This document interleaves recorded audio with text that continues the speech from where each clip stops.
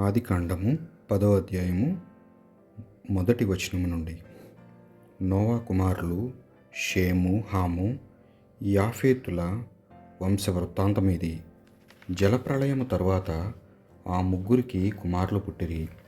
యాఫేతు కుమారులు గోమెరు, మాగోగు, మాదయి, యావాను, తుబాలు, మెషేకు, తీరసు. గోమెరు కుమారులు అష్కనసు, రీఫతు, తోగర్మ. యావాను కుమారులు ఎలీషా, తర్షీసు, కిట్టీము, దాడోనీము.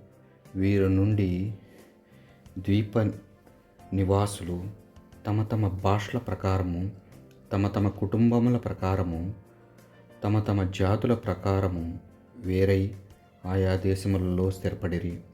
హాము కుమారులు కూషు, మిస్రాయిము, పూతు, కనాను.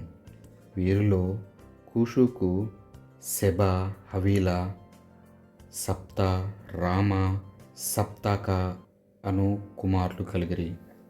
వారిలో రామాకు షేబా, దేదాను అను కుమారులు పుట్టిరి. కూషుకు నిమ్రోదు పుట్టెను. నిమ్రోదు భూలోకములో మహావీరుడిగా ప్రసిద్ధి గావించెను. అతడు దేవుని దయ వలన బలిమిగల వేటకాడాయను. కావున దేవుడు నిన్ను నిమ్రోదు వలె గొప్ప వేటగాన్ని చేయునుగాక అను లోకోక్తి వ్యాపించెను. మొట్టమొదట షీనారు దేశమందున్న బాబేలు, ఎరేకు, అక్కదు అను పట్టణములతో అతని రాజ్యము ప్రారంభమయ్యను. నిమ్రోదు ఆ దేశము నుండి బబులోనియాకు వలసపోయెను. అతడు నినీవే, రహబోతీరు, కాలాహు, రెసేను అను పట్టణములను నిర్మించెను. రెసేను నినేవే, కాలాహు అనువాని నడుమనున్న మహానగరము. మిస్రాయిము నుండి లూదీయులు, అనామీయులు, లెహాబీయులు, నప్తుహీయులు, పత్రూసీయులు, కస్లూహీయులు, కప్తోరీయులు అను జాతుల వారు పుట్టిరి. ఫిలిస్తీయులు ఈ కప్తోరీయుల సంతతి వారే. కనాను పెద్ద కొడుకు సీదోను, అతనికి ఇంకను హిత్తీయులు, యెబూసీయులు, అమోరీయులు, గిర్గాషీయులు, హివీయులు, అర్కీయులు, సినీయులు, ఆర్వాదీయులు, సెమారీయులు, హమాతీయులు పుట్టిరి. తరువాత కనానీయులు విస్తరిల్లిరి.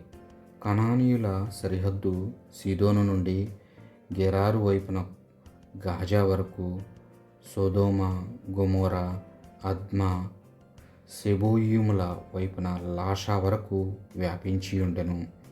వీరందరూ హాము కుమారులు. వీరు ఆయా కుటుంబముల వారుగా, భాషల వారుగా, దేశముల వారుగా, జాతుల వారుగా విడిపోయిరి.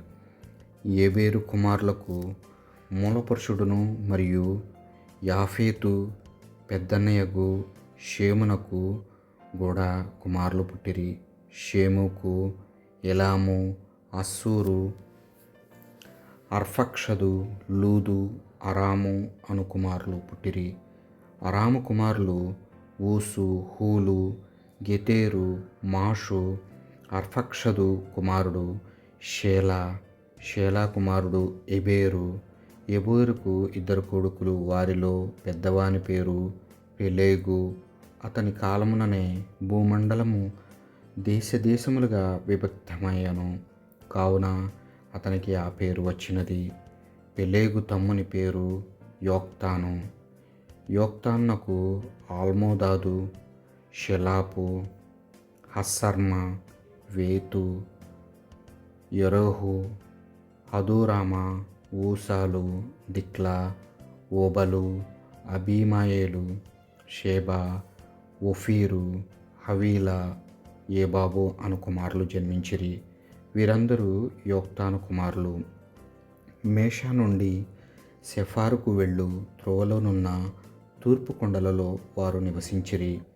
ఆయా వంశముల వారుగా, భాషల వారుగా, దేశముల వారుగా జాతుల వారుగా విడిపోయిన వీరందరూ షేము కుమారులే. వారి వారి వంశముల ప్రకారముగా జాతులుగా విడిపోయిన నోవా కుమారుల కుటుంబములు ఇవే. జలప్రళయము తరువాత ఈ వంశములు ప్రత్యేక జాతులుగా రూపొందినవి. అది 11వ అధ్యాయము.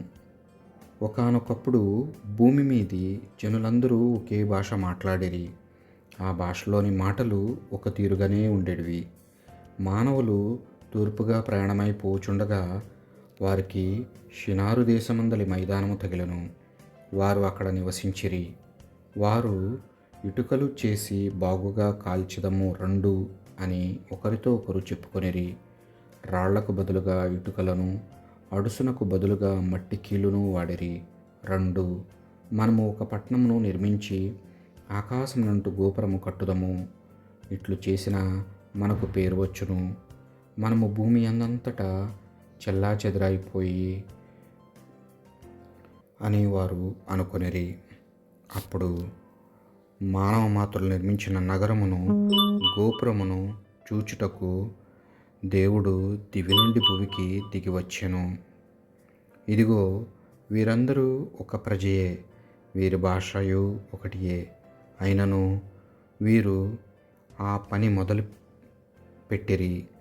వీరు తలపెట్టిన పనినెల్లా ఏ ఆటంకము లేకుండా కొనసాగింతురు. రండు, మనము దిగిపోయి వారు ఒకరితోనొకరు చెప్పుకొను మాటలు అర్థము కాకుండా వారి భాషను తారుమారు చేయదము అని అనుకొనెను. ఇట్లనుకొని దేవుడు వారందరినూ అక్కడ నుండి భూమి 4 చెర్లకు చెదరగొట్టెను.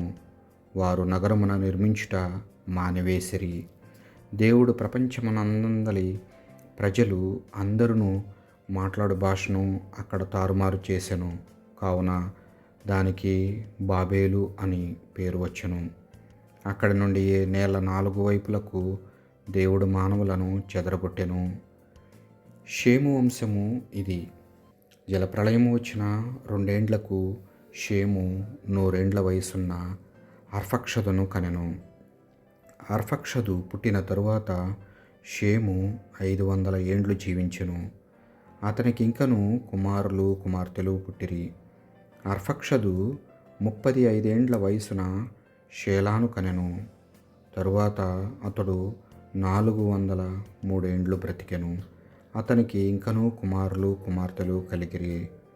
షేలా 30 ఏండ్ల వయసున ఎబేరును కనెను. తరువాత షేలా 403 ఏండ్లు బ్రతికెను. అతనికి ఇంకనూ కుమారులు కుమార్తెలు జన్మించిరి. ఏబేరు 34 ఏండ్లు యూడన ఫెలేగును కనెను. తరువాత అతడు 430 ఏండ్లు జీవించెను. అతనికి ఇంకనూ కుమారులు కుమార్తెలు పుట్టిరి. ఫెలేగు 30 ఏండ్లప్పుడు రయ్యూను కన్నెను. తరువాత అతడు 209 ఏండ్లు బ్రతికెను. అతనికి ఇంకనూ కుమారులు కుమార్తెలు పుట్టిరి. రయ్యు 32 ఏండ్ల ఈయుడున సెరూగును కనెను. తరువాత అతడు 207 ఏండ్లు జీవించెను. అతనికి ఇంకనూ కుమారులు కుమార్తెలు పుట్టిరి. సెరూగు 30 ఏండ్లు వయసున్న నాహోరును కనెను. తరువాత అతడు 200 ఏండ్లు జీవించెను. అతనికి కుమారులు కుమార్తెలు కలిగిరి. నాహోరు 29 ఏండ్ల వయసున్న తేరాను కనెను. తరువాత అతడు 119 ఏండ్లు జీవించెను. అతనికి ఇంకనూ కుమారులు కుమార్తెలు పుట్టిరి. తేరా 70 ఏండ్లప్పుడు అబ్రామును, నాహోరును, హారానును కనెను. తేరా సంతతి వారి వంశవృక్షము ఇది. తేరా అబ్రహాము, నాహోరు, హారోనులను కనెను. హారోనుకు లోతు పుట్టెను. హారోను స్వదేశములో హల్దీయులకు చెందిన ఊరు అను పట్టణములో తండ్రి కన్నుల ఎదుట చనిపోయెను. అబ్రహాము నాహోరు వివాహములు చేసుకొనిరి. అబ్రహాము భార్య పేరు సారాయి. నాహోరు భార్య పేరు మిల్కా. ఆమె హారోను కూతురు. హారోనుకు ఇస్కా అను మరి ఒక కుమార్తె కూడా కలదు. సారాయి గుడ్రాలు. తన కుమారుడు అబ్రామును, హారాను కుమారుడును, తన మనువడగు లోతును, అబ్రాము భార్యయు తన కోడలునాగు సారాయిని తెర వెంటబెట్టుకొని కల్దీయుల నగరమైన ఊరు నుండి కనాను దేశమునకు బయలుదేరిను. కానీ వారు హారాను చేరిన తర్వాత అక్కడనే నివసించిరి. హారానులో మరణించు నాటికి తేరా వయసు 205 ఏండ్లు. 12వ అధ్యాయము. దేవుడు అబ్రాముతో ఇట్లు చెప్పెను, నీ దేశమును, నీ చుట్టుపక్కలను, నీ పుట్టినింటిని వదిలి నేను చూపు దేశమునకు వెళ్ళము.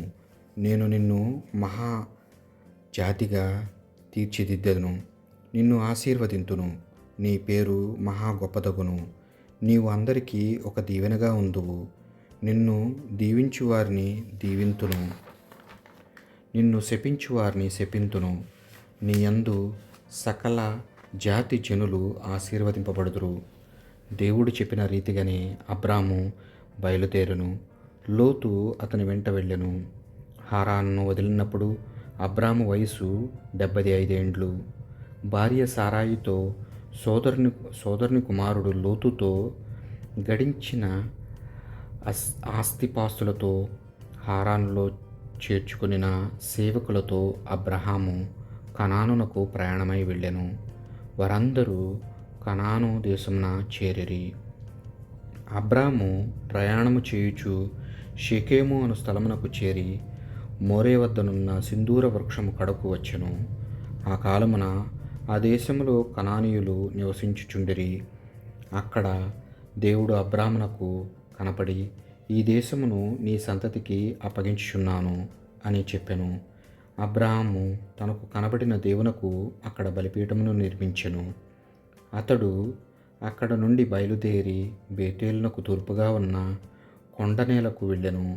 పడమట ఉన్న బేతేలునకు తూర్పున ఉన్న హాయికి నడుమ గుడారములు ఎత్తెను. అక్కడ బలిపీఠమును నిర్మించి దేవుని ఆరాధించెను. తర్వాత అక్కడక్కడ విడుదల చేయుచు అబ్రాము నెగేవునకు బయలుదేరెను. ఆ దేశములో పెద్ద కరువు వచ్చెను.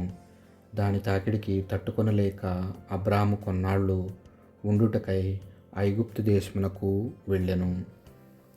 ఐగుప్తు దేశమును సమీపించుచున్నప్పుడు అతడు భార్యగు సారాయితో, నీవు సౌందర్యవతివై ఐగుప్తు దేశీయులు నిన్ను చూచి ఆమె ఇతని భార్యరా అని గుసగుసలాడుదురు.